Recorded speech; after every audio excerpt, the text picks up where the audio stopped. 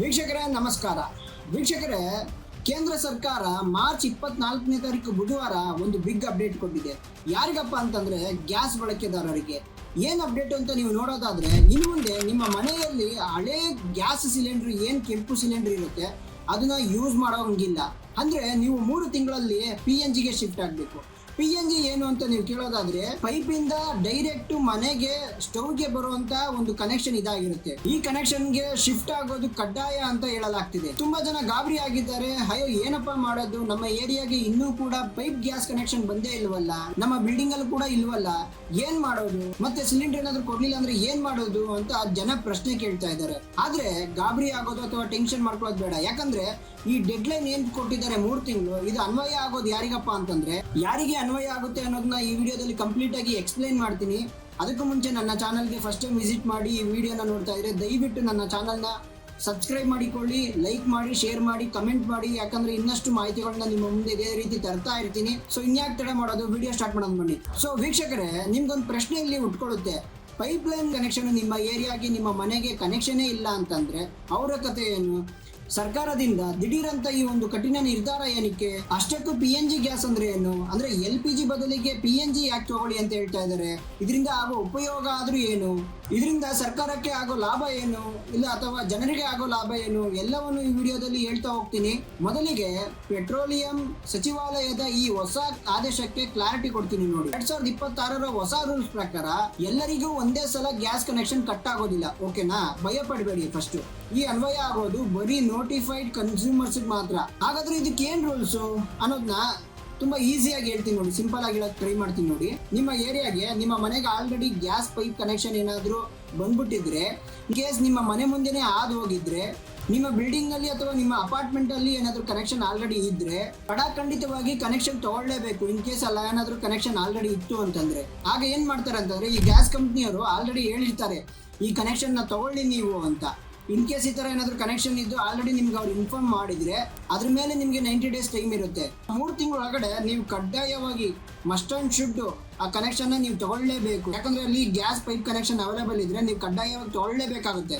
In case 90 days ಆದ್ಮೇಲೆ ನೀವು ತಗೊಂಡಿಲ್ಲ ಅಂತಂದ್ರೆ, ಆ 90 ಡೇಸ್ ಆದ್ಮೇಲೆ ಆ LPG ಗ್ಯಾಸ್ ಏನ್ ಬರ್ತಾ ಇರುತ್ತೆ ಅದು ಕಂಪ್ಲೀಟ್ ಆಗಿ ಸ್ಟಾಪ್ ಆಗ್ಬಿಡುತ್ತೆ. ಅಂದ್ರೆ ನಿಮ್ಮ ಮನೆಗೆ ಬರೋದಿಲ್ಲ ಗ್ಯಾಸ್. ಹೀಗಂತ ಕೇಂದ್ರ ಸರ್ಕಾರ ಒಂದು ಖಡಕ್ ಎಚ್ಚರಿಕೆ ಕೊಟ್ಟಿದೆ. ಒಂದು ವೇಳೆ ನೀವೇನಾದ್ರೂ ಆಲ್ರೆಡಿ PNG ಗ್ಯಾಸ್ ತಗೊಂಡು ಬ್ಯಾಕಪ್ಗೆ ಅಂತ ಹಳೆ ಸಿಲಿಂಡರ್ ಏನಾದ್ರು ಇಟ್ಕೊಂಡಿದ್ರೆ ಇವಾಗ್ಲೇ ಹುಷಾರಾಗ್ಬಿಡಿ. ಅಂದ್ರೆ ಇವಾಗ್ಲೇ ಕ್ಲಾರಿಟಿ ತಗೋಬಿಡಿ ಅದ್ರ ಬಗ್ಗೆ. ಯಾಕಂದ್ರೆ ಅದು ಕೂಡ ಇಲ್ಲಿಗಲ್, ಅದು ಕೂಡ ಸೇಫ್ ಅಲ್ಲ.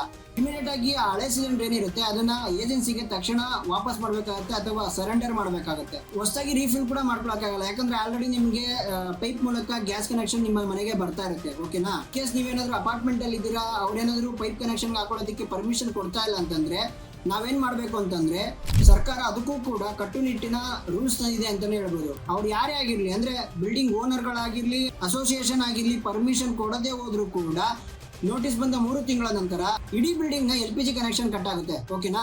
ಹಾಗಾದ್ರೆ ನಮ್ಗೆ ರಿಲೀಫ್ ಇಲ್ವಾ? ಅಂದ್ರೆ ಓಕೆಪ್ಪ ಆರಾಮಾಗಿ ಇರ್ಬೋದು ಅನ್ನೋ ತರ ಏನಾದ್ರು ಇಲ್ವಾ ಅಂತಂದ್ರೆ ಇದೆ, ಖಂಡಿತ ಇದೆ. ಅಂದ್ರೆ 2 ಪಾಯಿಂಟ್ ಇಲ್ಲಿದೆ, ಹೇಳ್ತೀನಿ ಕೇಳಿ. ಒಂದು ವೇಳೆ ನಿಮ್ಮ ಏರಿಯಾಗೆ ಗ್ಯಾಸ್ ಪೈಪ್ ಕಲೆಕ್ಷನ್ ಇನ್ನೂ ಕೂಡ ಆ ನೆಟ್ವರ್ಕ್ ಗೆ ಬಂದಿಲ್ಲ ಅಂತಂದ್ರೆ, ನಿಮ್ಮ ಹಳೆಯ ರೆಡ್ ಸಿಲಿಂಡರ್ ಏನಿರುತ್ತೆ ಎಂದಿನಂತೆ ನೀವು ಅದನ್ನ ಯೂಸ್ ಮಾಡಬಹುದು. ಅಂದ್ರೆ ನಿಮ್ಮ ಮನೆಗೆ ಬರ್ತಿರುತ್ತೆ. ಅಂಟಿಲ್ ದೆನ್ ಆ ಕನೆಕ್ಷನ್ ನಿಮ್ಮ ಮನೆಗೆ ಅಥವಾ ನಿಮ್ಮ ಬಿಲ್ಡಿಂಗ್ ಗೆ ಅಥವಾ ನಿಮ್ಮ ರೋಡ್ಗೆ ಅಥವಾ ನಿಮ್ಮ ಅಪಾರ್ಟ್ಮೆಂಟ್ ಗೆ ಬರೋವರೆಗೂ ನೀವು ರೆಡ್ ಸಿಲಿಂಡರ್ ನ ಯೂಸ್ ಮಾಡಬಹುದು. ಅದು ನಿಮ್ಮ ಮನೆಗೆ ಸಪ್ಲೈ ಆಗ್ತಿರುತ್ತೆ. ಎರಡನೇದು ಟೆಕ್ನಿಕಲ್ ಇನ್ಫಿಸಿಬಿಲಿಟಿ ಕ್ಲಾಸ್ ಅಂತಂದ್ರೆ, ನಿಮ್ಮ ಏರಿಯಾದಲ್ಲಿ ಪೈಪ್ ಲೈನ್ ಗ್ಯಾಸ್ ಬಂದಿದೆ, ಆದ್ರೆ ನಿಮ್ಮ ಬಿಲ್ಡಿಂಗ್ ಗೆ ಡಿಸೈನ್ ಸರಿ ಇಲ್ಲ, ಅದನ್ನ ಹಾಕೋಕೆ ಜಾಗ ಇಲ್ಲ, ಅಥವಾ ಅದನ್ನೇನಾದ್ರೂ ಹಾಕಿದ್ರೆ ಬಿಲ್ಡಿಂಗ್ ಸೇಫ್ ಅಲ್ಲ ಅಂತಂದ್ರೆ, ಇನ್ ಕೇಸ್ ಏನಾದ್ರೂ ಬಿಲ್ಡಿಂಗ್ ಬಿದ್ದೋಗೋ ತರ ಇದ್ರೆ, ಆದ್ರೆ ಆತರ ಏನಾದ್ರೂ ಪ್ರಾಬ್ಲಮ್ಗಳಿದ್ರೆ, ಆ ತರ ಏನಾದ್ರೂ ಗ್ಯಾಸ್ ಕಂಪನಿ ಇಂಜಿನಿಯರ್ಗಳಿಗೆ ಏನಾದ್ರು ಅನ್ಸಿದ್ರೆ ಅವರೇ ಏನ್ ಮಾಡ್ತಾರೆ ಅಂತಂದ್ರೆ ನಿಮ್ಗೊಂದು NOC ಕೊಡ್ತಾರೆ. ಇನ್ ಕೇಸ್ ಆ NOC ಏನಾದ್ರು ನಿಮ್ ಕೈ ಸಿಕ್ತು ಅಂತಂದ್ರೆ, ಇನ್ ಕೇಸ್ ಅವರೇ ಆ ಇಂಜಿನಿಯರ್ ಏನಾದ್ರು ನಿಮ್ ಕೈ ಕೊಟ್ರು ಅಂತಂದ್ರೆ, ನಿಮ್ದು ಏನ್ ರೆಡ್ ಸಿಲಿಂಡರ್ ಏನಿರುತ್ತೆ ಕನೆಕ್ಷನ್ ಅದು ಕಂಟಿನ್ಯೂ ಆಗುತ್ತೆ, ಸ್ಟಾಪ್ ಆಗೋದಿಲ್ಲ. ಇನ್ ಕೇಸ್ ಅವ್ರೇನಾದ್ರು ಒಪ್ಪಿಗೆ ಕೊಟ್ರೆ ಅಥವಾ NOC ಕೊಟ್ರೆ. ಸೊ ವಿನಾಕಾರಣ ಅಯ್ಯೋ ಏನೋ ಆಗ್ಬಿಡುತ್ತೆ, ನಮ್ಗೆ ಗ್ಯಾಸ್ ಸಿಗಲ್ವೇನೋ, ಏನ್ ಮಾಡೋದು ಮುಂದಕ್ಕೆ, ಆ ತರ ಎಲ್ಲ ಭಯ ಪಡೋ ನೆಸೆಸಿಟಿ ಇಲ್ಲ. ಈ ತರದೊಂದು ರೂಲ್ಸ್ ಬಂದಿದೆ. ಇದನ್ನ ಕ್ಲೀನ್ ಆಗಿ ಫಾಲೋ ಮಾಡಿದ್ರೆ ಸಾಕು, ನಿಮ್ಗೆ ಆ ತರದ ಯಾವುದೇ ರೀತಿ ತೊಂದರೆ ಆಗೋದಿಲ್ಲ. ಇನ್ ಕೇಸ್ ಆ ಪೈಪ್ ಕನೆಕ್ಷನ್ ಏನಾದ್ರು ನಿಮ್ಮ ಮನೆ ಹತ್ರ ಹೋಗಿದ್ರೆ ಅವಾಗ ನೀವು ತಲೆ ಕೆಡಿಸ್ಕೋಬೇಕಾಗತ್ತೆ. ಅದು ಕೂಡ ಆ ಗ್ಯಾಸ್ ಇಂಜಿನಿಯರ್ ಏನಾದ್ರು ಬಂದು ಚೆಕ್ ಮಾಡಿ ಆ ಪೈಪ್ ಕನೆಕ್ಷನ್ ನೀವು ತೊಗೊಳಕ್ ಆಗೋದಿಲ್ಲ ಅಂತ NOC ಕೊಟ್ರೆ ಅಲ್ಲೂ ಕೂಡ ನಿಮ್ಗೆ ಯಾವುದೇ ರೀತಿ ತೊಂದರೆ ಆಗೋದಿಲ್ಲ. ಸೊ ನೀವು ರೆಡ್ ಸಿಲಿಂಡರ್ ನೇ ಕಂಟಿನ್ಯೂ ಮಾಡಬಹುದು. ನೀವು ಕೇಳಬಹುದು ಯಾಕೆ ಈ ದಿಢೀರ್ ನಿರ್ಧಾರ? ಕಾರಣ ನಮ್ಮ ಇಂಧನ ಭದ್ರತೆ ಹಾಗೂ ನಮ್ಮ LPG ಬಳಕೆದಾರರು. ಡೇಟಾ ಪ್ರಾಗ್ಮಾ ಮಾರ್ಕೆಟ್ ರಿಸರ್ಚ್ ಮತ್ತು ನಮ್ಮ ಟೈಮ್ಸ್ ಆಫ್ ಇಂಡಿಯಾ ಬಿಡುಗಡೆ ಮಾಡಿರೋ 2026ರ ಲೇಟೆಸ್ಟ್ ರಿಪೋರ್ಟ್ ಪ್ರಕಾರ ಭಾರತಕ್ಕೆ ಬರೋಬ್ಬರಿ ಏನಿಲ್ಲ ಅಂದ್ರೆ ಒಂದು ವರ್ಷಕ್ಕೆ 31.3 ಮಿಲಿಯನ್ LPG ಗ್ಯಾಸ್ಗಳು ಬೇಕಾಗುತ್ತೆ. ನಮ್ ಜನ ತಿಂಗಳಿಗೆ ಏನಿಲ್ಲ ಅಂತಂದ್ರೆ 27 ಲಕ್ಷ ಟನ್ LPG ಅನ್ನ ಬಳಸ್ತಾರೆ. ಆದ್ರೆ ನಮ್ಮ ದೇಶದಲ್ಲಿ ಉತ್ಪಾದನೆ ಆಗೋದು ಎಷ್ಟು ಗೊತ್ತಾ? ಬರೀ 13 ಮಿಲಿಯನ್ ಟನ್ ಅಷ್ಟೇ. ಅಂದ್ರೆ 60% LPG ಅನ್ನ ನಾವು ಬೇರೆ ರಾಷ್ಟ್ರಗಳಿಂದನೇ ಇಂಪೋರ್ಟ್ ಮಾಡ್ಕೊಳ್ತಾ ಇದೀವಿ, ಬೇರೆ ರಾಷ್ಟ್ರಗಳಿಂದನೇ ತರಿಸ್ಕೊಳ್ತಾ ಇದೀವಿ. ಈಗೇನ್ ಆಗ್ತಿದೆಯಲ್ಲ ಇರಾನ್ ಮತ್ತು ಇಸ್ರೇಲ್ ನ ಯುದ್ಧ, ಅದರಿಂದ ಇಂಪೋರ್ಟ್ ಗೆ ದೊಡ್ಡ ಎಫೆಕ್ಟ್ ಆಗಿದೆ ನಮ್ಗೆ. ಯಾಕಂದ್ರೆ ಹಡಗುಗಳು ಬರೋಕ್ ಆಗ್ತಾ ಇಲ್ಲ, ಬರೋದು ತುಂಬಾ ಕಷ್ಟ ಆಗಿದೆ. ಆದ್ರೆ PNG ಗ್ಯಾಸ್ ಕತೆ ಆಗಲ್ಲ. PNG ಗ್ಯಾಸ್ ಕೂಡ ಇಂಪೋರ್ಟ್ ಮಾಡ್ತೀವಿ ನಿಜ, ಆದ್ರೆ ನಮ್ಮದೇ ಆಗಿರುವಂತಹ ಬಾಂಬೆ, ಕೃಷ್ಣಾ, ಗೋದಾವರಿ ಹಾಗೂ ಬೇಸಿನ್ ಅಂತಹ ಹಲವು ಕಡೆ ಸ್ವದೇಶಿ ಹಾಗೂ ಕೂಡ ಉತ್ಪಾದನೆ ಆಗುವಂತಹ ನ್ಯಾಚುರಲ್ ಗ್ಯಾಸ್ ನ ಸರ್ಕಾರ ಫಸ್ಟ್ ಪ್ರಿಯಾರಿಟಿ ಕೊಟ್ಟು ಪೈಪ್ ನ್ಯಾಚುರಲ್ ಗ್ಯಾಸ್ಗೆ ಜೊತೆಗೆ ಇದರ ಇಂಪೋರ್ಟ್ ರೂಟ್ ಕೂಡ ಬೇರೆ ಇರೋದ್ರಿಂದ PNG ಗೆ ಯುದ್ಧದ ಬಿಸಿ ಅಷ್ಟು ತಟ್ಟಿಲ್ಲ ಅಂತಾನೆ ಹೇಳಬಹುದು. ಸರ್ಕಾರದ ಲೆಕ್ಕಾಚಾರದ ಪ್ರಕಾರ ದೇಶಾದ್ಯಂತ ಸುಮಾರು 60 ಲಕ್ಷ ಮನೆಗಳ ಅಕ್ಕಪಕ್ಕ ಪೈಪ್ ಲೈನ್ ಕನೆಕ್ಷನ್ ಇದ್ರೂ ಕೂಡ ಅಂತವ್ರು ಏನ್ ಮಾಡ್ತಾ ಇದಾರೆ ಅಂದ್ರೆ ಇನ್ನು ರೆಡ್ ಸಿಲಿಂಡರ್ ನೇ ಯೂಸ್ ಮಾಡ್ತಾ ಇದಾರೆ. ಇನ್ ಕೇಸ್ ಅಂತವ್ರನ್ನೆಲ್ಲ ಕಂಪ್ಲೀಟ್ ಆಗಿ PNG ಗೆ ಶಿಫ್ಟ್ ಮಾಡಿದ್ರೆ ಆ ಉಳಿಯುತ್ತಲ್ಲ ಕೋಟ್ಯಾಂತರ ಸಿಲಿಂಡರ್ಗಳು, ಅದನ್ನ ಅವರು ಪೈಪ್ ಲೈನ್ ಹಾಕೋಕೆ ಕಷ್ಟ ಆಗುವ ಜಾಗಗಳಿಗೆ ಅಂದ್ರೆ ಹಳ್ಳಿಗಳಿಗೆ, ಗುಡ್ಡಗಾಡು ಪ್ರದೇಶಗಳಿಗೆ ಮತ್ತು ಉಜ್ವಲ ಯೋಜನೆಯ ಮನೆಗಳಿಗೆ ಈಸಿಯಾಗಿ ಅದನ್ನೆಲ್ಲ ಹಂಚಬಹುದು. ಇದು ಸರ್ಕಾರದ ಪ್ಲಾನ್ ಆಕ್ಚುಲಿ. ಹಾಗಾದ್ರೆ PNG ಗ್ಯಾಸ್ ಅಂದ್ರೆ ಏನು? ಪೈಪ್ ನ್ಯಾಚುರಲ್ ಗ್ಯಾಸ್ ಅಂತ ಇದ್ರದ್ದು ಫುಲ್ ಫಾರ್ಮ್ PNG ಅಂತಂದ್ರೆ. ಆಲ್ರೆಡಿ ನಾನು ಸ್ಟಾರ್ಟಿಂಗ್ ಅಲ್ಲೇ ಹೇಳಿದ್ದೆ PNG ಏನು, ಯಾವ ತರ ಯೂಸ್ ಮಾಡ್ತಾರೆ ಏನು ಅಂತ. ಇದರಲ್ಲಿ ಮುಖ್ಯವಾಗಿ ಮಿಥೇನ್ ಇರುತ್ತೆ. ಈ ನೀರೆಲ್ಲ ನೀರ್ ಪೈಪಲ್ಲಿ ಬರುತ್ತಲ್ಲ, ಅದೇ ತರನೇ ಇದು ಪೈಪ್ ನಲ್ಲಿ ಸಪ್ಲೈ ಆಗುತ್ತೆ. ಹಾಗೆ ನೇರವಾಗಿ ನೆಟ್ವರ್ಕ್ ಇಂದ ನಿಮ್ಮ ಮನೆಗೆ ಡೈರೆಕ್ಟ್ ಆಗಿ ಬರುತ್ತೆ. ಈ ಸಿಟಿ ಗ್ಯಾಸ್ ನ ಡಿಸ್ಟ್ರಿಬ್ಯೂಟ್ ಗಳಿಂದ ಡೈರೆಕ್ಟ್ ಆಗಿ ಅಂದ್ರೆ ನೆಟ್ವರ್ಕ್ ಮೂಲಕ ನಿಮ್ಮ ಮನೆಗೆ ಬಂದ್ಬಿಡುತ್ತೆ. ಅದೇ ನಾವು ಈಗ ಪ್ರೆಸೆಂಟ್ ಬಳಸ್ತಿರೋ LPG ಅಲ್ಲಿ ಪ್ರೋಪೇನ್ ಮತ್ತೆ ಬ್ಯೂಟೇನ್ ಇರುತ್ತೆ. ಇದನ್ನ ಏನ್ ಮಾಡಲಾಗುತ್ತೆ ಅಂದ್ರೆ ಹೈ ಪ್ರೆಷರ್ ನಲ್ಲಿ ಲಿಕ್ವಿಡ್ ರೂಪಕ್ಕೆ ಅಥವಾ ದ್ರವದ ರೂಪಕ್ಕೆ ತರಲಾಗುತ್ತೆ, ಕಂಪ್ರೆಸ್ ಮಾಡಲಾಗುತ್ತೆ. ಅದಾದ್ಮೇಲೆ ಸಿಲಿಂಡರ್ನ ಒಳಗಡೆ ತುಂಬಬೇಕು. ಆದ್ರೆ PNG ಸಪ್ಲೈ ಆಗಲ್ಲ, ತುಂಬಾ ಸಿಂಪಲ್.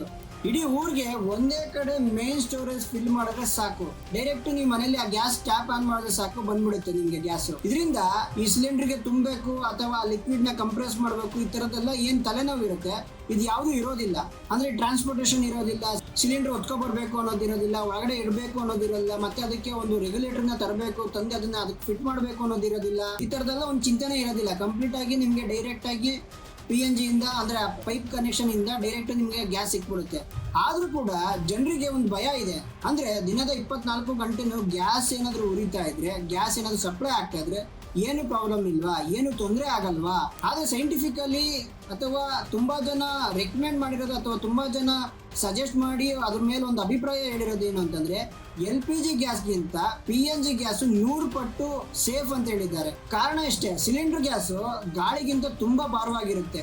ಇನ್ ಕೇಸ್ ಏನಾದ್ರೂ ಲೀಕ್ ಆದ್ರೆ ಆ ಗ್ಯಾಸ್ ಮೇಲಕ್ಕೆ ಹೋಗಲ್ಲ, ನೆಲದ ಮೇಲೆನೆ ಸೇರ್ಕೊಂಡ್ಬಿಡುತ್ತೆ. ಅಂದ್ರೆ ಒಂದ್ ಮೂಲೆಗೆ ಬಂದು ಕೂತ್ಬಿಡುತ್ತೆ ಅದು. ಆಗ ಏನಾದ್ರೂ ಸಣ್ಣ ಬೆಂಕಿ ಏನಾದ್ರೂ ತಾಕಿದ್ರು ಕೂಡ ಇಡೀ ಮನೆನೇ ಬ್ಲಾಸ್ಟ್ ಆಗುವ ಸ್ಥಿತಿ ಬರುತ್ತೆ. ಆದ್ರೆ PNG ಗ್ಯಾಸ್ ಆಗಲ್ಲ, ಗಾಳಿಗಿಂತ ಅದು ತುಂಬಾ ಹಗುರವಾಗಿರುತ್ತೆ. ಪೈಪ್ ಡ್ಯಾಮೇಜ್ ಆದ್ರೂ ಕೂಡ ಇನ್ ಕೇಸು ಅದು ನೆಲದ ಮೇಲೆ ಬಂದು ನಿಂತ್ಕೊಳ್ಳೋದಿಲ್ಲ, ಅಂದ್ರೆ ಒಂದ್ ಕಡೆ ನಿಂತ್ಕೊಳ್ಳೋದಿಲ್ಲ. ಅದು ಹಗುರವಾಗಿರೋದ್ರಿಂದ ಗಾಳಿಯಲ್ಲಿ ಅದು ಮೇಲ್ಗಡೆ ಹೋಗ್ಬಿಡುತ್ತೆ ಅಂತಾನೆ ಹೇಳ್ಬೋದು. ಗಾಳಿಯಲ್ಲಿ ಲೀನ್ ಆಗ್ಬಿಡುತ್ತೆ, ಮಿಕ್ಸಪ್ ಆಗುತ್ತೆ. ಇನ್ನೊಂದು ಮೇನ್ ರೀಸನ್, ಪ್ರಮುಖ ವಿಷಯ ಏನು ಅಂತಂದ್ರೆ ಆ ಪ್ರೆಷರ್. ಅಂದ್ರೆ LPG ಸಿಲಿಂಡರ್ ನ ಪ್ರೆಷರ್ ಎಷ್ಟಿರುತ್ತೆ ಅಂತಂದ್ರೆ ಸುಮಾರು 5ರಿಂದ 7 ಬಾರ್ನಷ್ಟು ಪ್ರೆಷರ್ ಇರುತ್ತೆ. ಅದರಲ್ಲಿ ನಮ್ಮ ಕಾರ್ ಟೈರ್ಗಳು ಇರುತ್ತಲ್ಲ ಅದಕ್ಕಿಂತ 2-3 ಪಟ್ಟು ಪ್ರೆಷರ್ ಆಗಿರುತ್ತೆ. ಆದ್ರೆ PNG ಬರೋ ಪ್ರೆಷರ್ ಎಷ್ಟು ಗೊತ್ತಾ? ಜಸ್ಟ್ 21 ಮಿಲಿ ಬಾರ್ ಅಂತಾನೆ ಹೇಳ್ಬೋದು, ಅಷ್ಟೇ ಬರೋದು. ಇನ್ ಕೇಸ್ 24/7 ಗ್ಯಾಸ್ ಸಪ್ಲೈ ಆದ್ರೂ ಕೂಡ ಯಾವುದೇ ರೀತಿಯ ತೊಂದರೆ ಆಗೋದಿಲ್ಲ. ವಾಟರ್ ಪೈಪ್ ಲೈನ್ ಎಷ್ಟು ಸೇಫ್ ಆಗಿರುತ್ತೋ ಅಷ್ಟೇ ಸೇಫ್ ಆಗಿ ಇದು ಕೂಡ ಇರುತ್ತೆ. ಯಾವುದೇ ಟೆನ್ಷನ್ ಇರೋದಿಲ್ಲ ಅಥವಾ ಯಾವುದೇ ಪ್ರಾಬ್ಲಮ್ ಆಗೋದಿಲ್ಲ. ಆಮೇಲೆ ಸಿಲಿಂಡರ್ ಬುಕ್ ಮಾಡಬೇಕು ಅಂತ ಏನು ಇರೋದಿಲ್ಲ. ಆಮೇಲೆ ಡೆಲಿವರಿ ಬಾಯ್ಗೆ ಕಾಸು ಕೊಡ್ಬೇಕಲ್ಲಪ್ಪ, ಒಂದು 4-5 ಫ್ಲೋರ್ ಎತ್ಕೊ ಬಂದ್ರೆ ಕಾಸು ಕೊಡ್ಬೇಕಲ್ಲಪ್ಪ ಅನ್ನೋ ತರದ್ದು ಟೆನ್ಷನ್ ಇರೋದಿಲ್ಲ. ಆದ್ರೆ ಗ್ಯಾಸ್ ಸಿಲಿಂಡರ್ ಅಂತಂದ್ರೆ 900 ರೂಪಾಯಿ 1000 ರೂಪಾಯಿ ಕೊಟ್ಟು, ಅಂದ್ರೆ ಎಷ್ಟಿರುತ್ತೆ ಅಷ್ಟು ರೇಟ್ ನ ಕೊಟ್ಟು ಗ್ಯಾಸ್ ನ ತಗೊಳ್ಬೇಕು. ಇನ್ ಕೇಸ್ ನಂತರ ಮಿಡಲ್ ಕ್ಲಾಸ್ ಜೀವನ ಆಗಿದ್ರೆ ಮುಂಚೆನೆ ದುಡ್ಡನ್ನ ಸೇಫ್ ಆಗಿ ಎತ್ತಿಟ್ಕೊಂಡು ಅಂದ್ರೆ ಅದನ್ನ ಸೇವ್ ಮಾಡಿ ಆಮೇಲೆ ಬುಕ್ ಮಾಡಬೇಕು. ಆಮೇಲೆ ಅವಾಗ ಅದನ್ನ ಚೆಕ್ ಮಾಡ್ತಾ ಇರಬೇಕು, ಅಂದ್ರೆ ಮಧ್ಯ ಚೆಕ್ ಮಾಡ್ತಾ ಇರಬೇಕು ಎಷ್ಟಿದೆ ಅಂದ್ರೆ ಖಾಲಿ ಆಗಿದೆಯಾ ಇಲ್ವಾ ಅಂತ ಅಳ್ಳಾಡ್ಸ್ ನೋಡ್ತಾ ಇರಬೇಕು. ಇದೆಲ್ಲ ಸಮಸ್ಯೆ ಇರುತ್ತೆ. ಮತ್ತೆ ಅದೇ ರಿಪೀಟ್, ಕನೆಕ್ಷನ್ ಖಾಲಿ ಆಯ್ತು ಅಂತಂದ್ರೆ ಹೊಸ ಗ್ಯಾಸ್ ಬರೋವರೆಗೂ ಕಾಯಬೇಕು. ಆ ಗ್ಯಾಸ್ ಬಂದ್ಮೇಲೆ ಮತ್ತೆ ರೆಗ್ಯುಲೇಟರ್ ನ ಫಿಟ್ ಮಾಡಬೇಕು, ಮತ್ತೆ ಅದನ್ನ ಮೂಲೆಗೆ ತಳ್ಳಬೇಕು, ಆಮೇಲೆ ಯೂಸ್ ಮಾಡಬೇಕು. ಬಟ್ ಈ PNG ಗ್ಯಾಸು ಆ ತರ ಇರೋದಿಲ್ಲ. ಇದರಲ್ಲಿ ಸ್ಮಾರ್ಟ್ ಮೀಟರ್ ಇರುತ್ತೆ. ನಿಮ್ಮ ಅಡಿಗೆ ಮನೆಯಲ್ಲಿ ಆ ಪೈಪ್ ಪಕ್ಕ ಒಂದು ಸ್ಮಾರ್ಟ್ ಮೀಟರ್ ನ ಫಿಕ್ಸ್ ಮಾಡಿರ್ತಾರೆ. ಈ ನಮ್ಮ ಮನೆ ಕರೆಂಟ್ ಮೀಟರ್ ನೆಲ್ಲ ನೋಡಿರ್ತೀರಾ, ಅದೇ ತರನ ಒಂದು ಚಿಕ್ಕ ಸಣ್ಣ ಒಂದು ಸ್ಮಾರ್ಟ್ ಮೀಟರ್ ನ ಫಿಟ್ ಮಾಡಿರ್ತಾರೆ. ಇದು ಹೇಗೆ ಯೂಸ್ ಆಗುತ್ತಪ್ಪ ಅಂತಂದ್ರೆ, ನಾವು ಕರೆಂಟ್ ನ ಹೇಗೆ ಯೂಸ್ ಮಾಡ್ತೀವಿ ಅಂದ್ರೆ ಎಷ್ಟು ಬೇಕೋ ಅಷ್ಟು ಯೂಸ್ ಮಾಡ್ತೀವಿ. ಅಂದ್ರೆ ಲಿಮಿಟ್ ಆಗಿ ಯೂಸ್ ಮಾಡ್ತೀವಿ, ಲಿಮಿಟ್ ಆಗೋ ಇಲ್ಲ ಅನ್ಲಿಮಿಟೆಡ್ ಆಗೋ ಯೂಸ್ ಮಾಡ್ತೀವಿ. ಅಷ್ಟಕ್ಕೆ ಮಾತ್ರ ಬಿಲ್ ಬರುತ್ತಲ್ವ ಕರೆಂಟ್ ಬಿಲ್ ಅಲ್ಲಿ. ಇದು ಕೂಡ ಹಾಗೇನೆ, ನಾವು ಎಷ್ಟು ಯೂಸ್ ಮಾಡ್ತೀವೋ ಅದೇ ರೀತಿನೇ ಅದೇ ತಕ್ಕನಾಗೆ ಬಿಲ್ ಬರುತ್ತೆ, ಕರೆಂಟ್ ಬಿಲ್ ತರಾನೇ. ಯಾವ ತರ ಅಂದ್ರೆ ತಿಂಗಳ ಕೊನೆಯಲ್ಲಿ ಅಂದ್ರೆ ತಿಂಗಳ ಎಂಡ್ ಅಲ್ಲಿ ನಾವು ಕರೆಂಟ್ ಬಿಲ್ ಹೇಗೆ ಪೇ ಮಾಡ್ತೀವೋ ಅದೇ ರೀತಿನೇ ಇದನ್ನು ಕೂಡ ಆನ್ಲೈನ್ ಅಲ್ಲಿ ಪೇ ಮಾಡ್ಕೋಬಹುದು. ಅಂದ್ರೆ ಒಂದು ಪ್ರೀಪೇಡ್ ಸಿಮ್ ಇದ್ರೆ ನಾವು ಹೆಂಗ್ ರೀಚಾರ್ಜ್ ಮಾಡ್ಕೊಳ್ತೀವಿ ತಿಂಗಳ ಅಂದ್ರೆ ಇನ್ ಕೇಸ್ ಕರೆನ್ಸಿ ಖಾಲಿ ಆಯ್ತು ಅಂದ್ರೆ ಅದೇ ರೀತಿ ಈ ಕನೆಕ್ಷನ್ಗೂ ಕೂಡ ರೀಚಾರ್ಜ್ ಮಾಡ್ಕೋಬಹುದು ಅಥವಾ ಪೇ ಮಾಡಬಹುದು. ಯಾಕಂದ್ರೆ ಕರ್ನಾಟಕದಲ್ಲಿ ಏನ್ ಗೊತ್ತಾ, ಮುಖ್ಯವಾಗಿ ಗೇಲ್ ಗ್ಯಾಸ್ ಸರ್ಕಾರದ ಓನ್ ಕಂಪ್ನಿ. ಅಂದ್ರೆ ಬೆಂಗಳೂರಿನ ಹಲವು ಕಡೆ ಅವ್ರು ಕೆಲಸ ಮಾಡ್ತಿದ್ದಾರೆ. Example HSR layout, Bellandur, Whitefield, Yelahanka, Malleshwaram, Peenya, Devanahalli, Hoskote, ಹಾಗೆ ಆನೇಕಲ್ಲು, ನೆಲಮಂಗಲ, ಆಲ್ರೆಡಿ ಇನ್ನಷ್ಟು ಏರಿಯಾಗಳಲ್ಲಿ ಕನೆಕ್ಷನ್ ಬಂದ್ಬಿಟ್ಟಿದೆ. ಇನ್ನು ದೇಶ ಅಂತ ಬಂದ್ರೆ ಈಗ ಆಲ್ರೆಡಿ ದಿಲ್ಲಿ, ಮುಂಬೈ, ಗುಜರಾತ್ ನಲ್ಲಿ ಇನ್ನು ಹಲವು ಕಡೆಗಳಲ್ಲಿ ಪೈಪ್ ಗ್ಯಾಸ್ ಸಿಸ್ಟಮ್ ಸೂಪರ್ ಆಗಿ ಸಕ್ಸಸ್ ಆಗಿದೆ. ಲೇಟೆಸ್ಟ್ ರಿಪೋರ್ಟ್ ನ ಪ್ರಕಾರ 1.3 ಕೋಟಿ ಅಧಿಕ ಮನೆಗಳು ಆಲ್ರೆಡಿ ಸಿಲಿಂಡರ್ ನ ಬಿಟ್ಟು ಅಂದ್ರೆ ರೆಡ್ ಸಿಲಿಂಡರ್ ನ ಬಿಟ್ಟು LPG ಗ್ಯಾಸ್ ನ ಬಿಟ್ಟು ಪೈಪ್ ಗ್ಯಾಸ್ ಕನೆಕ್ಷನ್ಗೆ ಶಿಫ್ಟ್ ಆಗಿದೆ. ಈಗ ನಿಮ್ಗೊಂದು ಕ್ವಶನ್ ರೈಸ್ ಆಗ್ಬೋದು, ಇಷ್ಟೆಲ್ಲ ಹೇಳ್ದಲ್ಲ ಗುರು, ಅಂದ್ರೆ PNG ನ ಹೇಗ್ ತಗೋಬಹುದು, ಅಂದ್ರೆ ಅದನ್ನ ಹೇಗ್ ಅಪ್ಲೈ ಮಾಡ್ಬೋದು, ಆ ಸರ್ವಿಸ್ ಏನ್ ಸಿಗುತ್ತೆ ನಮ್ಗೆ ಅಂತಂದ್ರೆ ಏನಿಲ್ಲ, ತುಂಬಾ ಸಿಂಪಲ್ ಆಗಿದೆ, ತುಂಬಾ ಡಿಫಿಕಲ್ಟ್ ಅಂತ ಏನಿಲ್ಲ. ನಿಮ್ಮ ಏರಿಯಾದಲ್ಲಿ ಯಾರು ನಿಮ್ಗೆ ಗ್ಯಾಸ್ ಕೊಡ್ತಾರೆ ಅಥವಾ ಏಜೆನ್ಸಿ ಏನಿದೆ ಅವ್ರನ್ನ ಸಂಪರ್ಕ ಮಾಡಿ, ಅಂದ್ರೆ ಅವ್ರನ್ನ ಕಾಂಟ್ಯಾಕ್ಟ್ ಮಾಡಿ. ಅದಾದ್ಮೇಲೆ ಅವ್ರ ಆಫೀಸ್ ವೆಬ್ಸೈಟ್ಗೆ ಹೋಗಿ ಚೆಕ್ ಅವೈಲಬಿಲಿಟಿ ಅಂತ ಒಂದು ಆಪ್ಷನ್ ಇರುತ್ತೆ, ಅಲ್ಲಿ ನಿಮ್ಮ ಏರಿಯಾದ ಒಂದು ಪಿನ್ ಕೋಡ್ ಹಾಕಿ ಅಲ್ಲಿ, ಆಮೇಲೆ ಅದನ್ನ ಚೆಕ್ ಮಾಡಿ ಅಂದ್ರೆ ಅವೈಲಬಿಲಿಟಿ ಇದೆಯಾ ಇಲ್ವಾ ಅಂತೇಳಿ. ಇನ್ ಕೇಸ್ ಅವೈಲಬಿಲಿಟಿ ಇತ್ತು ಅಂತಂದ್ರೆ ಅಲ್ಲೇ ಒಂದು ಅರ್ಜಿ ಹಾಕಿ. ಇದಾಗಿತ್ತು ಈ ಕ್ಷಣದ ಮಾಹಿತಿ. LPG ಗ್ಯಾಸ್ ಮತ್ತು PNG ಗ್ಯಾಸ್ ಯಾವ್ದು ಬೆಟರ್, ಯಾವ್ದು ತಗೊಂಡ್ರೆ ಒಳ್ಳೇದಾಗುತ್ತೆ ಅಂತ ಫ್ಯೂಚರ್ ಅಲ್ಲಿ. ಸೊ ಇದೇ ರೀತಿ ನಿಮ್ಮ ಮುಂದೆ ಇನ್ನಷ್ಟು ಮಾಹಿತಿಗಳನ್ನ ಅಥವಾ ವಿಚಾರಗಳನ್ನ ನಿಮ್ಮ ಮುಂದೆ ತರ್ತಾ ಇರ್ತೀನಿ. ದಯವಿಟ್ಟು ನನ್ನ ಚಾನೆಲ್ನ ಸಬ್ಸ್ಕ್ರೈಬ್ ಮಾಡಿಕೊಳ್ಳಿ, ಈ ವಿಡಿಯೋನ ಶೇರ್ ಮಾಡಿ, ಲೈಕ್ ಮಾಡಿ, ಕಮೆಂಟ್ ಮಾಡಿ, ಹಾಗೆ ಹೈಪ್ ಕೂಡ ಮಾಡಿ. ಮುಂದಿನ ವಿಡಿಯೋದಲ್ಲಿ ಇನ್ನಷ್ಟು ಮಾಹಿತಿಯೊಂದಿಗೆ ನಿಮ್ಮ ಮುಂದೆ ಬರ್ತೀನಿ. ಅಲ್ಲಿವರೆಗೂ ಗುಡ್ ಬೈ.